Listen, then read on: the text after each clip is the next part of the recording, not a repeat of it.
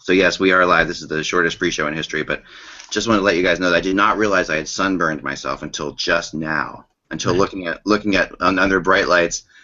But I spent had a great vacation in we were at Discovery Cove in Orlando, which is something you have to try once. It is the most peaceful of all theme parks. It's expensive and posh, but we did get a chance to swim with, and I actually got a chance to ride a dolphin 2 days ago.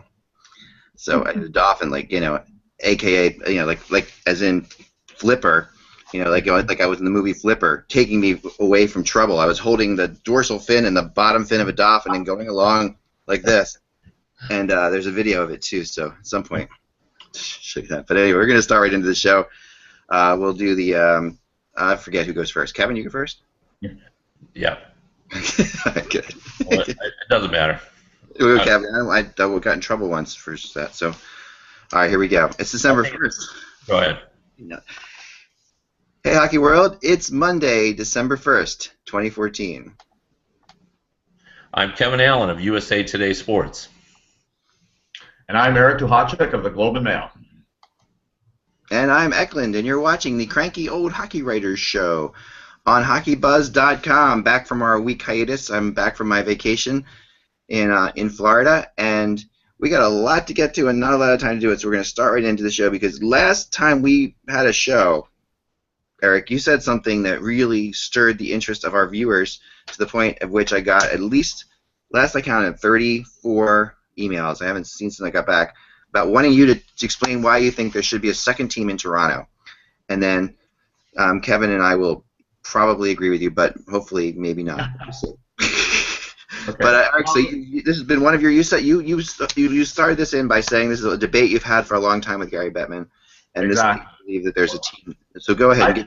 I jumped on the soapbox before Gary Bettman ever became the commissioner of the National Hockey League. I grew up in Toronto. I've been in Calgary since 1978, but it always struck me that if you know the market of Toronto, the population from Oshawa to Oakville, we call it the Golden Horseshoe, exceeds 5 million people. So there's a tremendous appetite for hockey in that market. And of course, the brand that everybody associates with is the Toronto Maple Leafs. And an awful lot of people, through thick and thin, are Toronto Maple Leaf fans. But in the same way that not everybody in New York loves the New York Yankees, and that's why the Mets have had some success, there are a percentage of people in Toronto that absolutely hate the Maple Leafs, that are constantly frustrated by the fact that they haven't won a championship since 1967, that occasionally they tease you a little bit with good seasons, but I think that a second team in Toronto, because this is such a dynamic, large, hockey-loving Canadian market, would do extremely well. There was, if you go way back in the history books, there was a team called the Toronto St. Patricks, and I've been calling them the Toronto St. Pat, the new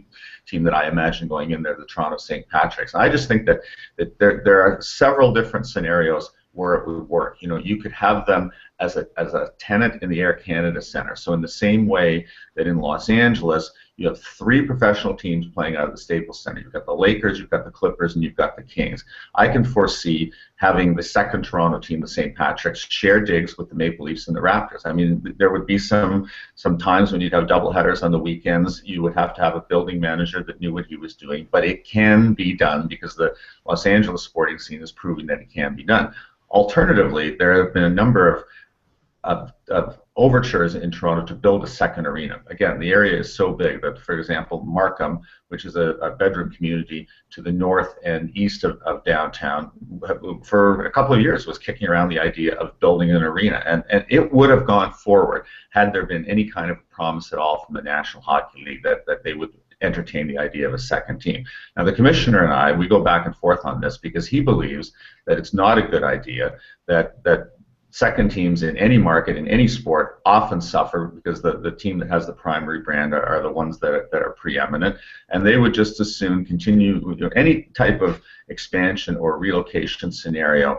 They would want it to, perhaps go back to a place like Quebec, or go into a new market like Las Vegas, which is very attractive to the National Hockey League, or possibly even go to Seattle if they can never get their building situation straightened out. But I circle back to the fact that there is a tremendous appetite for this. that there's a lot of money being left on the table, and there's a lot of hockey fans that are being underserviced in that area. You cannot get a ticket for the Leafs. You just cannot. And so I think that if you had a second team and double the inventory of tickets that was available, I think it would be a great business opportunity for the National Hockey League, and I think that it would serve essentially. I mean, to me, Toronto is the hockey capital of the world. If you think about the size of the market combined with the absolute hardcore interest there is in such a great number of people in that population. So that's my spiel, and I'll turn it over to you guys and see what you think. Yeah, no, I like it. I mean, I want. Hey, Kevin, you go first with your opinion on this. Well, I agree mostly with what Eric said. I believe it's a no-brainer. It's a lock in terms of whether or not it would be successful. But all of the things that Gary Bettman is concerned about, I think are right on the money. I mean, you look at the Mets and the Yankees. There's just no comparison. You look at the LA Clippers and the out there, they're second class in terms of the Lakers. But I think that's okay, because I think that's an appealing storyline. I think it works for fans. Like, the Mets fans are pretty proud that they're Mets fans, and I think the Clippers fans, the few they have, I think they're pretty proud of that. Excuse me, and I think that's an appealing storyline that I think kind of works well for leagues. The only reservation I have is prioritizing it. Like, I think we're still at the in the second level of the NHL's effort to expand the footprint of the league. So I think the priority for the league in terms of expansion still needs to be getting in that fresh market like Las Vegas and completing that western corridor, and perhaps going to a place like Houston, and getting back to Quebec, which was a market that I think there's some sentimental value for. And then when all that is done, it seems to me that a second team in Toronto is low-hanging fruit.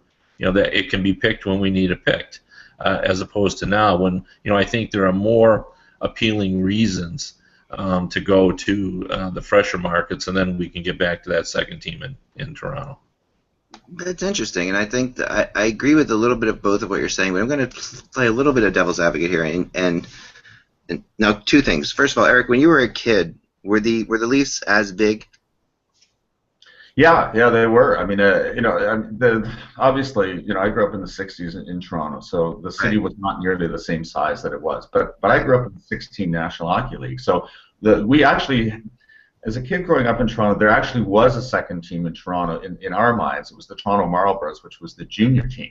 And because of the nature of hockey, the hockey business was so different, essentially a half a century ago. What would happen is that we just couldn't afford to go to the games on Saturday night, the Leaf games on Saturday night, and you couldn't get access to those tickets.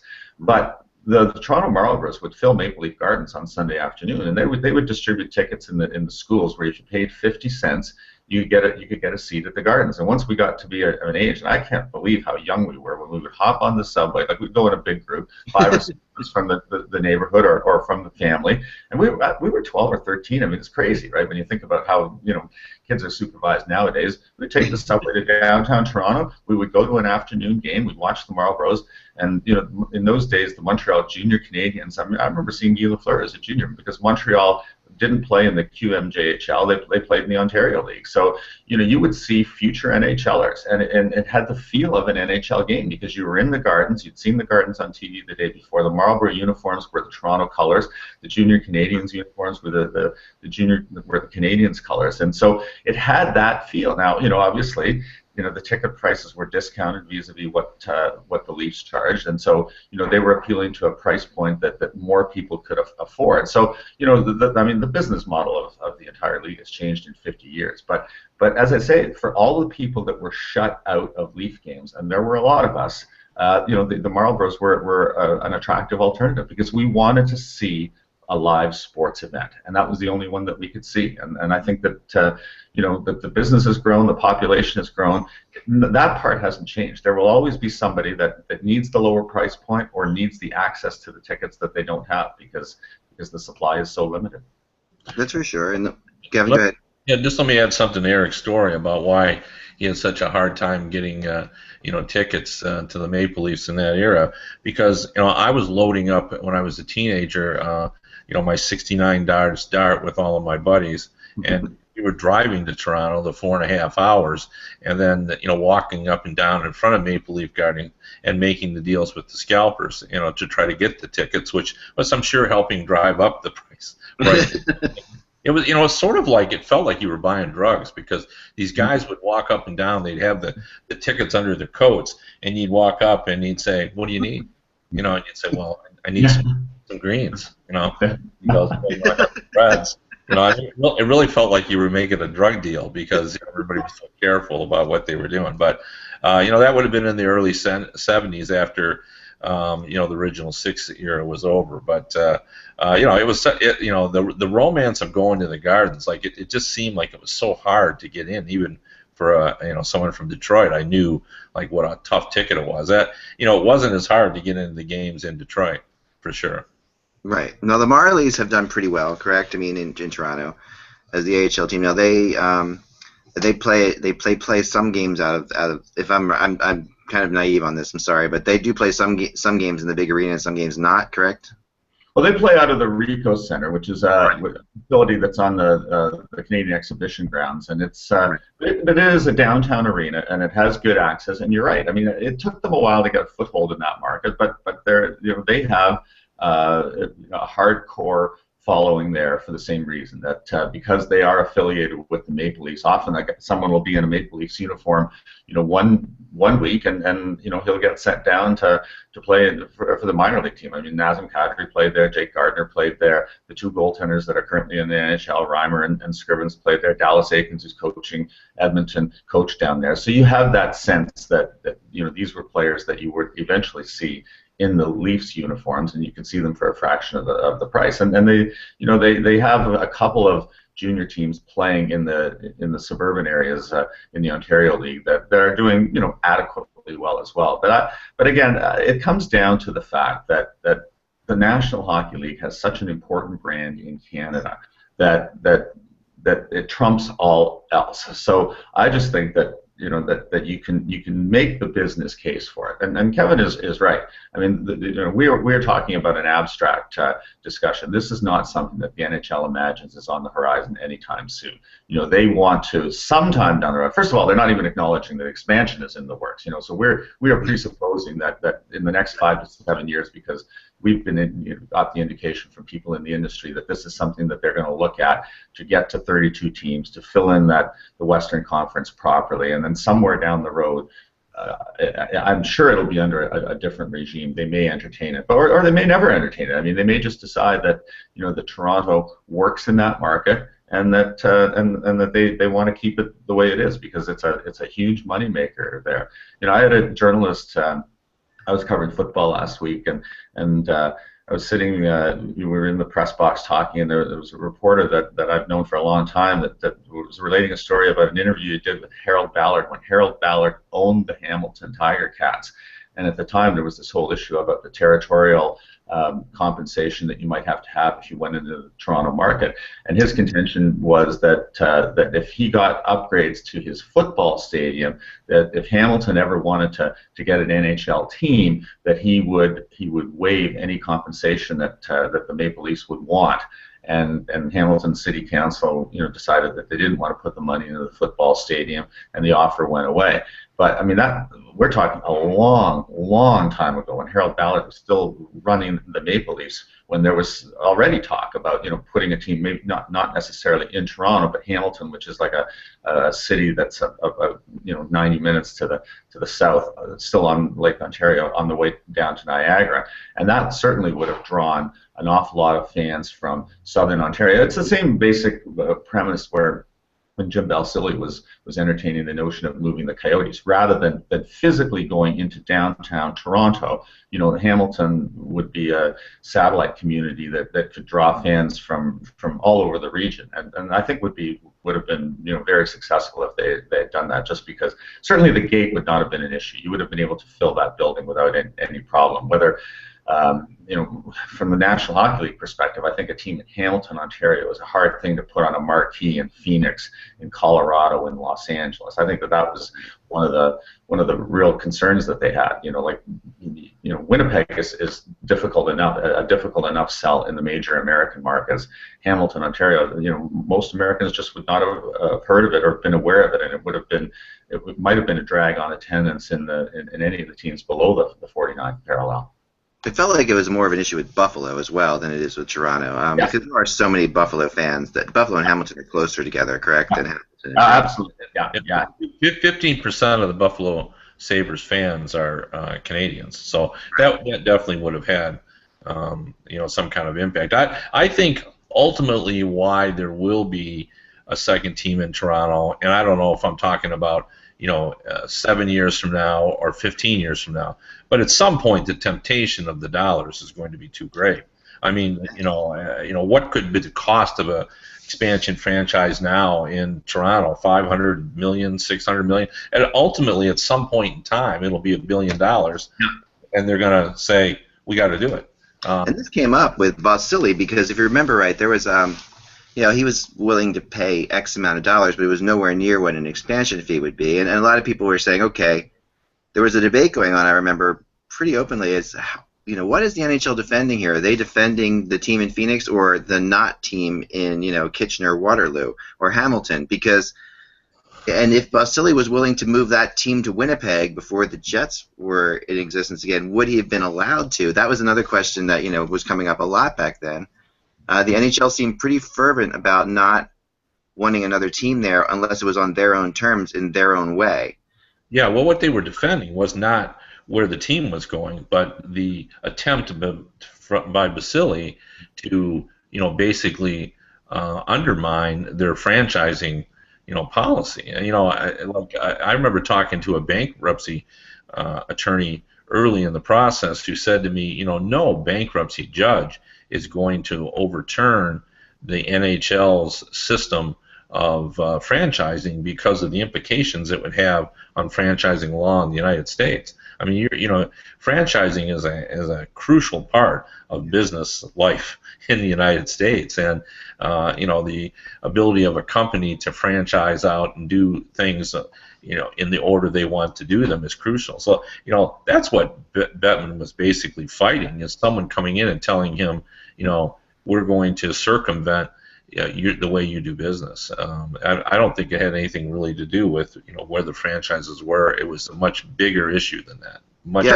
Because the franchise would have doubled in value instantly. If he had been able to move the money-losing Phoenix Coyotes for the amount that he would have had to pay for them to Hamilton, the money would have accrued to Jim Bell. I mean, it was a really smart business deal by Vasily because the money would be in his pocket, and then the National Hockey League, without actually saying it, it was saying, no, if we ever get around to doing that, that money is going into our pockets. You are an outsider. Why should you be the one that benefits from this? So that was what the crux of the argument was. So, I don't know. I just think that at some point, as Kevin says, this is going to happen, and it's I had a governor one time telling me that in a board of governors meeting, he leaned over, the president of a team leaned over and said, we are leaving money on the table here. But when the first talk of a Toronto expansion team came up, do you remember, what were the last expansion fees? I think it was it 50 million? Was it 60 million? Was it 75? It was somewhere in there. So at the time when the franchise fees were in that range, I remember a governor told me, he says,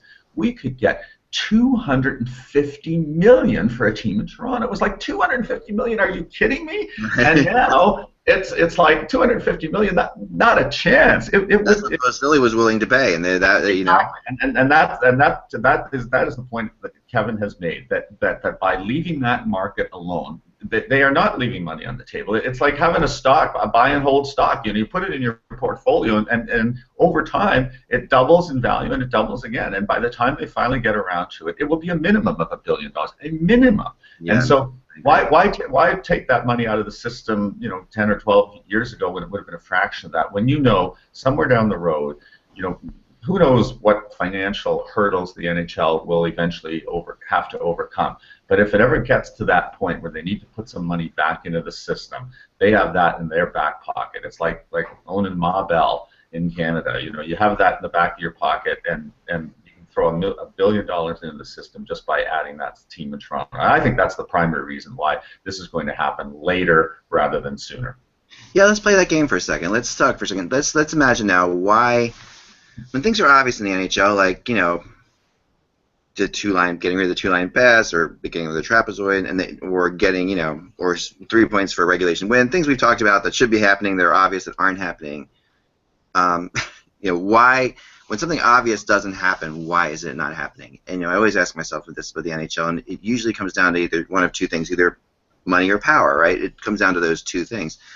To me, there have always, you know, one, we've talked about the money. The money is the thing. Someone comes up with $1 billion. Would they? I don't know that they would still be able to do it right now. It feels as if it's beyond the money. It feels as if it's that someone out there would come up with $1 billion. Like the Winnipeg owners, they could very easily come up with that kind of money, and they didn't. They went to Winnipeg. So the other thing is power. And to me, the NHL, although it governs the entire league, at least and I might get myself in a little trouble for saying this, but I think everybody kind of understands this. It feels like there are some teams that are bigger than the league itself in their mind, and that they just don't want to touch, that they're afraid to screw with. I've felt this way with the Canadiens, with the Rangers, and with the Leafs. The three teams that I think I've always sort of felt like they are not afraid of, but they just don't. Those are big Pandora's boxes to get into for them, and they're afraid. They don't want to go there. I get that impression. I wonder with Maple Leaf Sports and Entertainment, you know, how long they'll hold on to this. Will they? And if they sold the team, would this whole thing change? Would this dynamic change, do you think? Either Kevin? Well, it's interesting. I've never sort of felt like that argument that you just made. Certainly, I've heard for years and years and years. You know, we always hear it with regard to, you know, suspensions and decisions made that are impacting the larger teams. But, you know, my take on the league has always been that of all the major sports, it's been the most afraid of change. You know, you look in my lifetime, all the changes that have been made in all the other sports in comparison to what the changes that have been made in hockey. And the changes in hockey have been minimal compared to what we've seen in other sports. In my lifetime, for example, you know, we've seen the introduction of the three-point shot in basketball many, many years ago.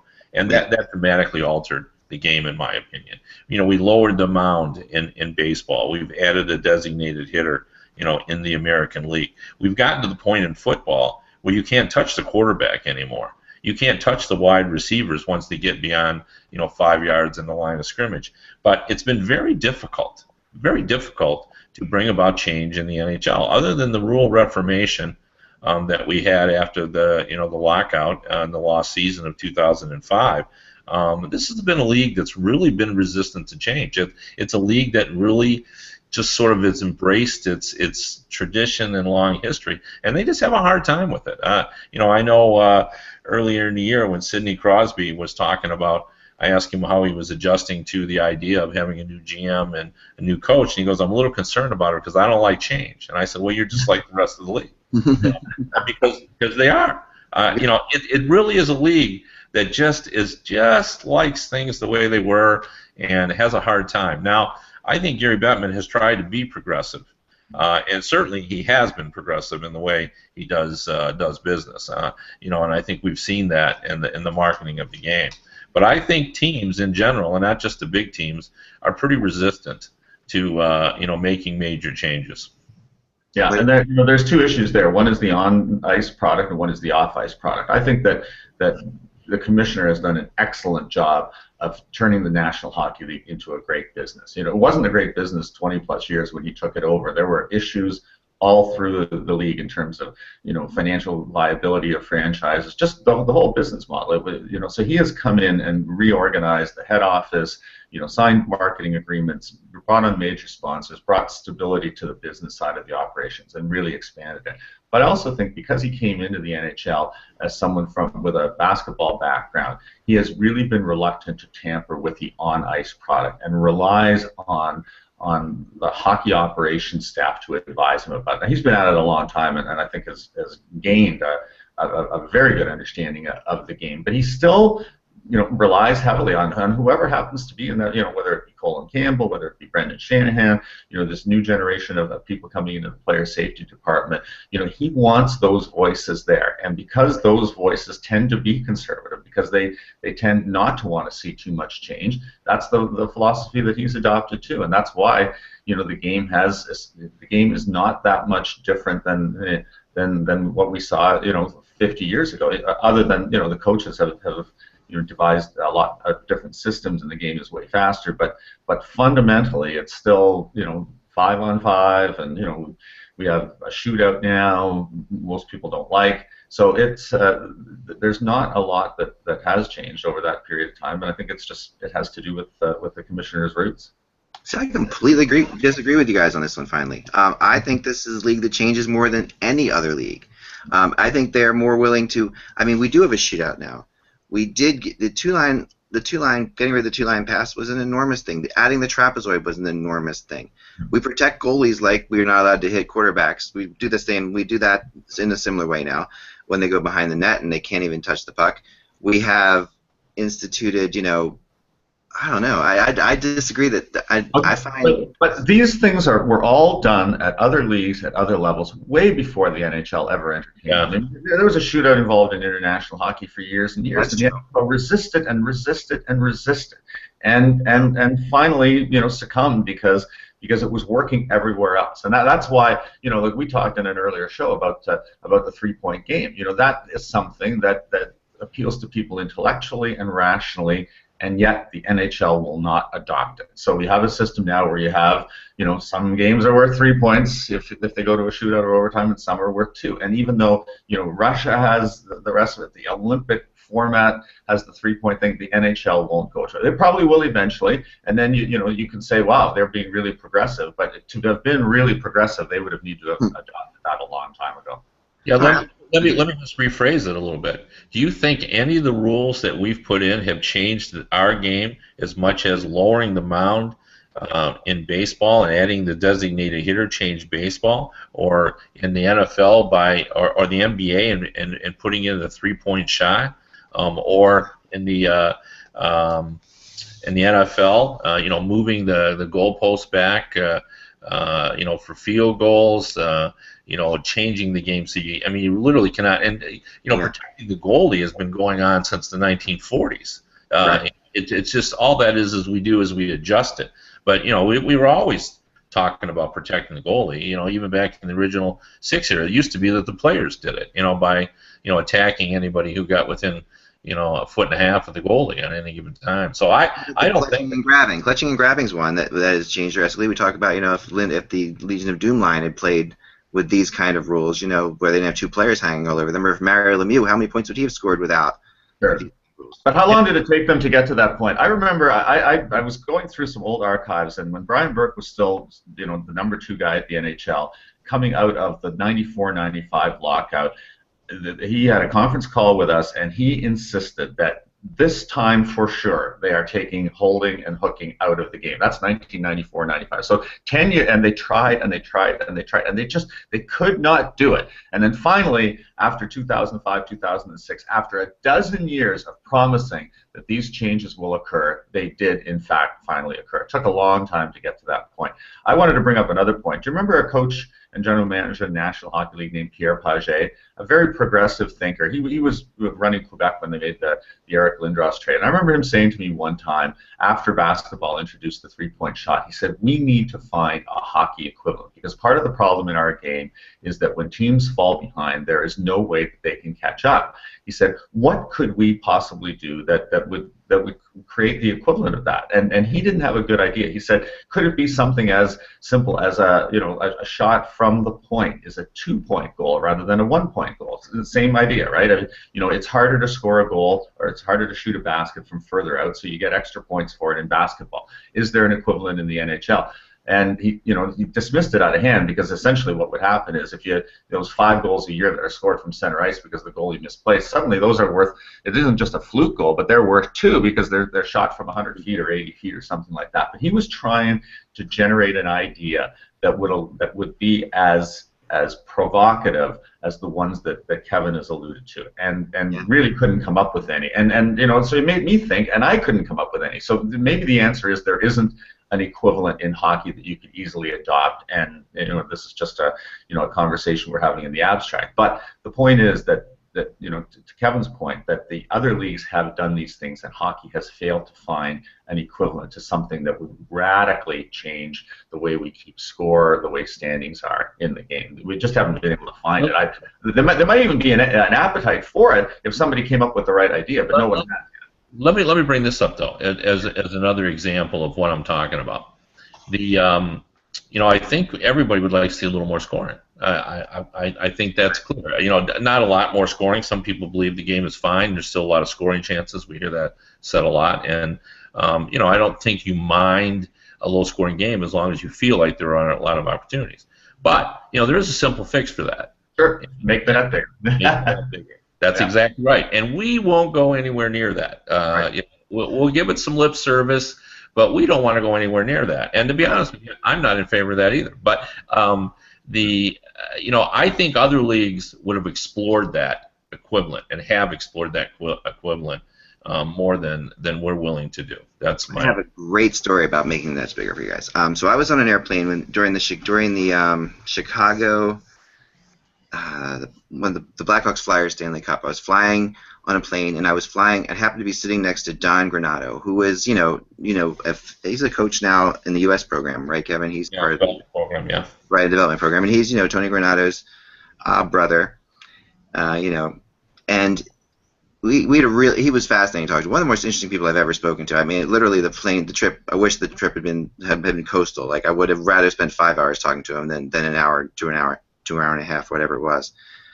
But he said he recently went to, scout, the Minnesota ice hockey, high school tournament, which is an enormous tournament in Minnesota, state of Minnesota, and the scoring was really high. And he said, you know what? He was trying to figure out why the scoring was so high, and because they were still playing the same kind of game. And then he's the kind of scout that tracks where goals are scored on goalies. He was writing it down. He looked back and he saw that most of the goals were being scored into the upper part of the net. And then he realized that most of the goalies were about 2 or 3 inches shorter than NHL goalies. And he said making the goal taller is all you have to do. That was his opinion. Making the goal wider would be ridiculous, and it would really change the game, but making the goal taller wouldn't change the game. And I thought that was fascinating. I was like, you're absolutely right. He said, what would be the harm, with adding 2 inches of height to the top of the net? He said, then you got these big goalies now that are 6'6" and 6'7" anyway. They can go down on their knees and still cover the top part of the net. Suddenly, these players with their skill and the ability to pick corners would be picking up corners off the top of the net all the time. I love that. I mean, that was an argument I always thought. Well, I mean, the one thing that we haven't done as a league is, back in the 50s. There were a lot of players that were, 5'11", 160 pounds. The goalies were smaller, and we've never adjusted our logistics to meet the idea that all of our players are bigger and stronger and faster. We just haven't done that. Yeah. And and to the NHL's credit, there was a research and development camp in Toronto. I'm going to say it's 5 years ago right now, where they did test prototypes of larger nets. Yeah. And I remember Colin Campbell telling me a story once about being rinkside with Doug Risebrough, who was the general manager in Minnesota at the time. And Risebrough turned to him and said, when are we going to see those larger nets? And Campbell pointed to the ice and said, those are them. And Risebrough was surprised. And so this is Colin Campbell's story. Because the biggest problem that people have with the notion of larger nets is that they believe they're going to be soccer style, and it's just going to look so fundamentally different than what we have right now. And the prototypes that they were using at that time did not. They passed the eyeball test because they looked very similar to what they had, and yet they were a little bit larger on either side. So you could do it, and it wouldn't change the aesthetics of the game very much. That the notion that that you have to fundamentally change the way you play goal because these nets are going to be so much wider that there's a foot on each side, and that the scores are going to be 30 to 28. No, when they did that R&D camp, they didn't notice an appreciable difference, but it was a concept that probably would have worked. And they had different things like beveling the goal post so that shots that are now hitting the post would almost always go in. and they were trying to figure out a safe way of doing it so there wasn't like a sharp edge where people could get hurt. But their contention was if you took every shot that hit the goal post now and that became a goal, then that would solve the entire problem. Because how many times in a game, 2 or 3, right? You shot, but you clangs off the post and it stays out. If every one of those went in, or if 75% of the shots that went off the post suddenly now went into the net, goal scoring would be at a level that would be equivalent to the Gretzky era in the mid '80s, and the entire problem would be solved. So it's not going to be that difficult to fix when they get to that point. And we talked about this several weeks ago. When all the goalies are the size of Ben Bishop, the NHL scoring will be under 4 a game, and that's when the crisis will occur, and that's when they have to start thinking about a more radical solution than what they have right now. That brings up a different issue too.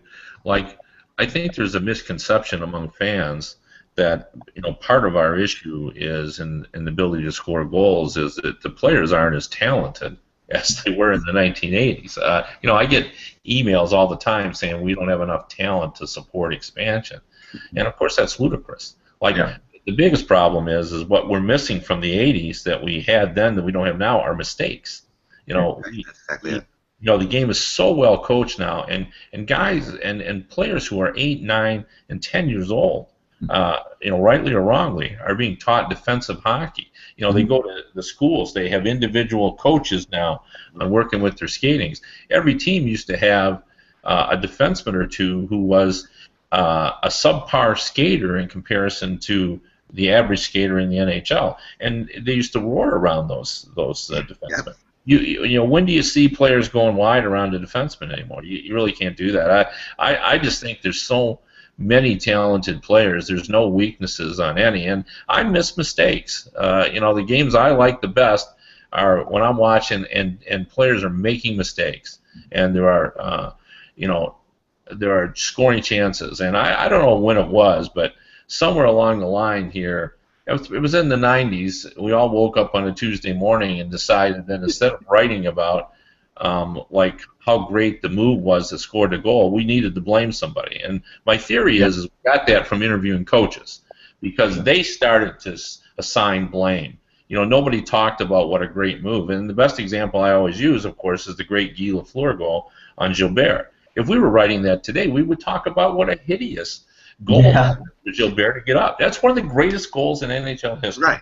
And we would, if we were analyzing that goal now, we'd be all over Gilbert for that goal. It's very similar to the goal that Claude Lemieux scored on Ron Hextall that knocked the Flyers out of the playoffs one time, and that goal Hextall is still vilified for in this city, and it was probably a better shot than the Gilbert shot. I mean, we just because of coaches deciding that nobody should ever score a goal, that there always had to be blame assessed. We started doing that too. But when you see a goal scored, when you are a sports writer, you run to your television to get a look not of the move that was made, but to figure out whose defensive responsibility had caused that scoring.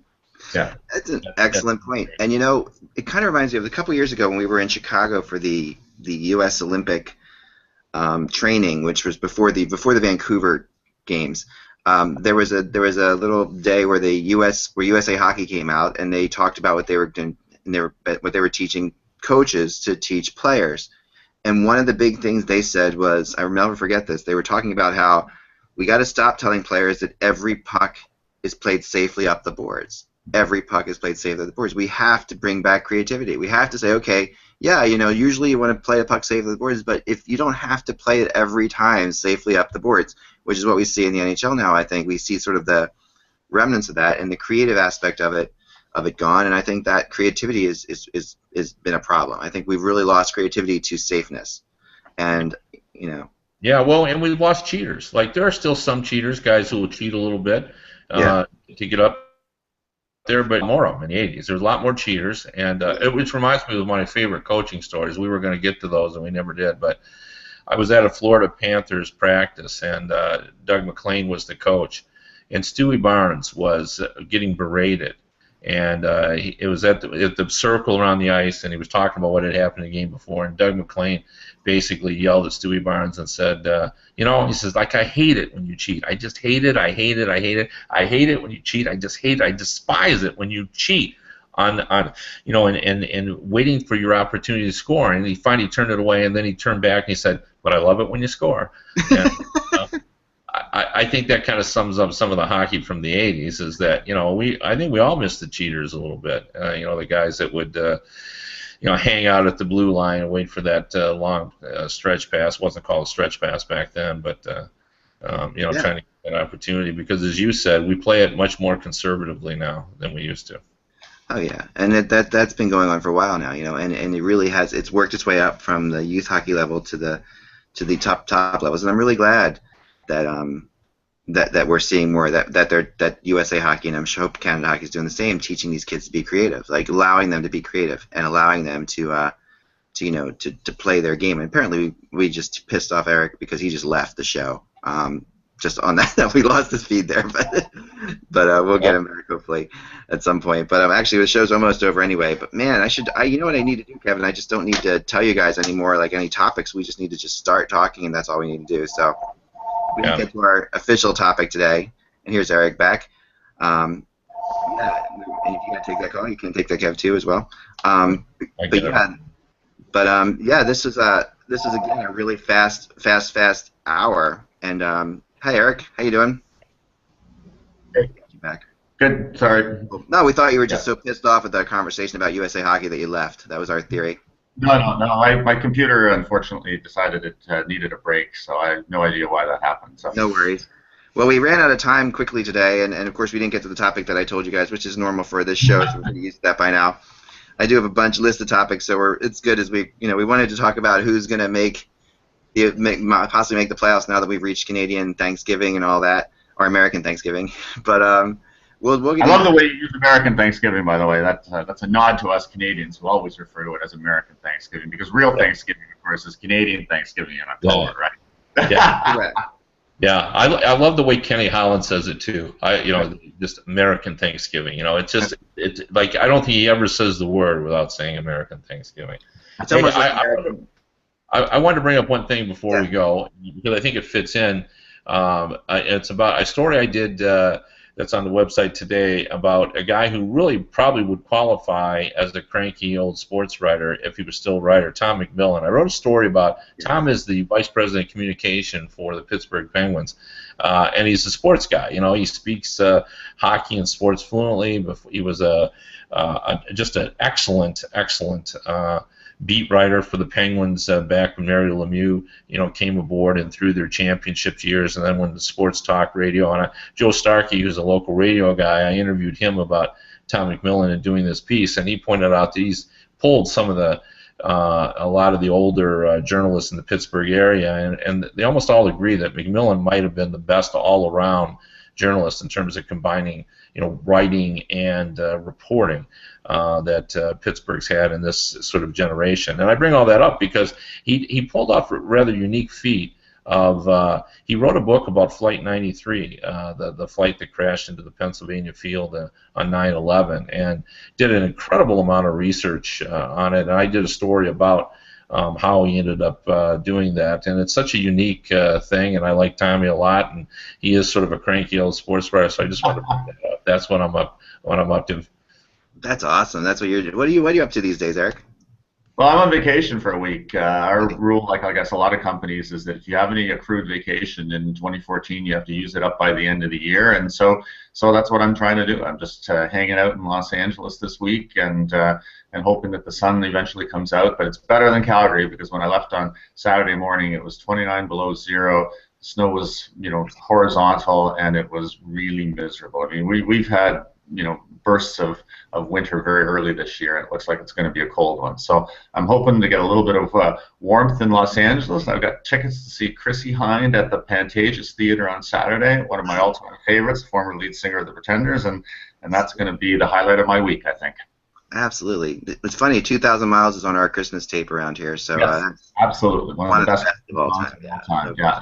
In fact, what we should talk is sometime in the next little while we should talk about best Christmas songs, because Chrissy Hind has a new Christmas song out. She did a collaboration with, I can't remember the artist, but it's called Christmas Soon. It's available on iTunes right now, and it's one of my, like I'm putting together like a playlist for Christmas updated to 2014, and Christmas Soon by Chrissy Hind and somebody, I'm sorry I can't remember who, is absolutely great. It's one of my brand new all-time favorite Christmas songs. Next week, pre-show, that's got to be done. We'll come up with our favorites, because we have one here that it used to be called a Napster Christmas, because we used to get the songs somewhat illegally, but now they're or some friends of ours knew how to do that, and so now we have one that's just that's continuing on, and yep, that's one that Chrissy Hines and a modern one that I'll mention, but again, is Dido has one called On Christmas Day that's amazing actually.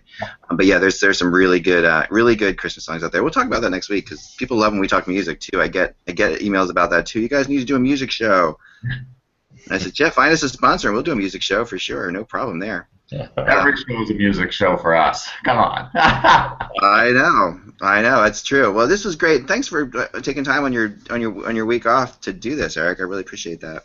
Yeah, no problem. Always fun. So. All right. Well, guys, we'll talk to you. Okay. And see you next week. If you're watching live right now, stay tuned for the Hockey Buzzcast on hockeybuzz.com. We're going to be starting up in about 3 or 4 minutes, and Kevin and I will be talking about different things at that point with other people. All right, well, I'll get out of your way then, gentlemen. See you soon.